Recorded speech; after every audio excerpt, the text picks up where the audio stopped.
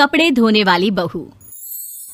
शादी के पहले से ही विभा को कपड़े धोने का बड़ा शौक था। कभी नल के नीचे तो कभी तालाब के पास। अरे मेरी नीली वाली लुंगी नहीं दिख रही है। विभा की अम्मा, कहाँ रखी है लुंगी? अरे वो तो विभा ने परसों ही धोकर रखी थी आपकी अलमारी में, देखो वहीं होगी। वो ना मैंने आज धो दी, मुझे लगा कि गंदी हो गई होगी। अरे कैसे गंदी हो गई थी? उसे तो मैंने पहना भी नहीं। हे भगवान, इस लड़की के कपड़े धोने की आदत से परेशान हो गया हूँ मैं। जितना तो घर में राशन नहीं आता उससे कहीं ज्यादा डिटर्जेंट पाउडर का खर्चा है। इसकी शादी करवा दो, शादी जाए अपने घर में ही करे काम, फिर चाहे घर के कपड़े धोने हो या पूरे गांव के। हाँ ठीक बोल रही हूँ, देखता हूँ मैं कोई लड़का। वो दिन भी आ जाता है जब विभा को देखने लड़के वाले आ जाते हैं। लड़की मुझे अच्छी लगी। होने वाली सास कहती है, बेटी अगर कुछ पूछना है तो पूछ लो। वैसे तो हमारी लड़की बहुत ही शर्मिली है, जो बोल दो वो मान लेती है, इसे क्या पूछना होगा। अरे कैसी बात कर रही हो माँ, मुझे इन लोगों के घर रहना है, सवाल तो कई है। हाँ हाँ बेटा पूछ लो ना, क्या पूछना है।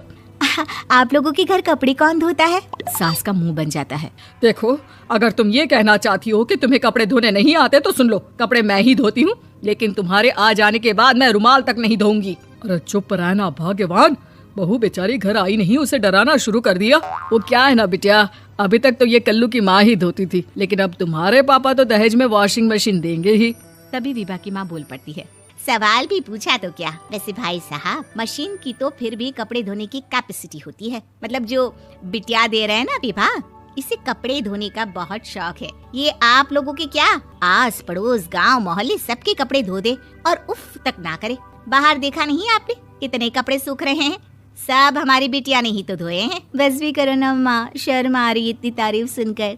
और तो और एक दाग निकाल कर दिखाओ तो मान जाओ। हाँ अच्छा माफ करना बेटा, मैंने गलत समझा, हमें तो रिश्ता बहुत पसंद है। और ऐसे जुड़ जाता है रिश्ता कपड़े धोने का शौक रखने वाली विभा का। उसकी शादी हो जाती है कोयला फैक्ट्री में काम करने वाले कल्लू के साथ। शादी के बाद अचानक विभा चिल्लाती हुई सास के पास आती है, सासू माँ, अरे सासू माँ कहाँ है आप? ये तो धोखा है, धोखा दिया आप लोगों ने मुझे। इसे ससुर के चक्कर के बारे में पता चल गया। अरे तो उसमें तुझे क्यों धोखा मिला है? अरे नल में पानी नहीं आता, कपड़े कैसे कब धुलेंगे? अच्छा तू पानी नहीं आ रहा उसकी बात कर रही है? तो आपने क्या सोचा? कुछ नहीं। अच्छा तेरी माँ ने कहा था कि कपड़े धोने का शौक है तुझे, याद आया मुझे। शौक बोलकर कपड़े धोने वाले मेरे जुनून को कम ना आके सासू माँ, कपड़ा धोना मेरा गुरूर है। तभी पति भी वहाँ आ जाता है। अभी मैंने इसे सनी देओल की फिल्म दिखाई है, उसी के डायलॉग मार रही है माँ। अच्छा सुन, साफ साफ बता रही हूँ, पानी सुबह 4 से 6 और शाम को 10 से 12 आता है, समझी? विभा टाइमिंग सुनकर हैरान हो जाती है। ये क्या भूतों का मोहल्ला है? सुबह 4 बजे उठकर कौन कपड़े धोता है? 4 बजे टंकी में पानी जाता है, फिर सारा दिन धोना ना, किसने मना किया?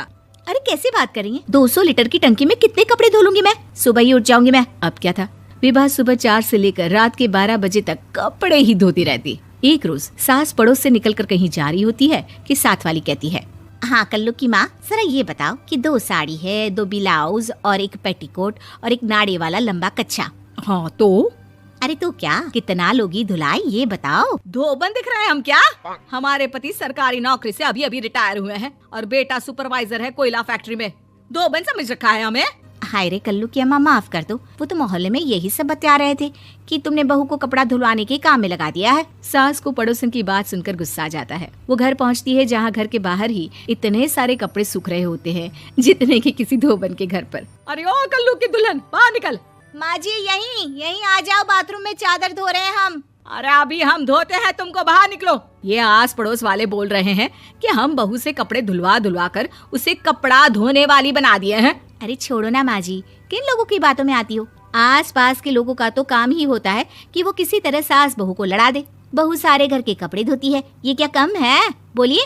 सास को भी लग जाता है कि वो बहू का ये संकीपन नहीं छुड़वा सकती, इससे अच्छा है कि खुद ही चुप हो जाए। एक रोज सास और बहू मंदिर जाते हैं, जहाँ सास की साड़ी वहाँ खड़ी भीख मांगने वाली से मिलती है। माँ जी क्या बात है, आपकी साड़ी उस भिखारन से कितनी मिल रही है ना? हाँ देखो तो दोनों की साड़ी मिल रही है। क्या बात है कल्लू की अम्मा, तुम खुद को तो अफसर की बीवी बताती हो और ऐसी सिंपल सी प्लेन साड़ी पहनकर घूमती हो। सिंपल और प्लेन नहीं है ये साड़ी। तो क्या सोने के धागे से फूल बने हैं?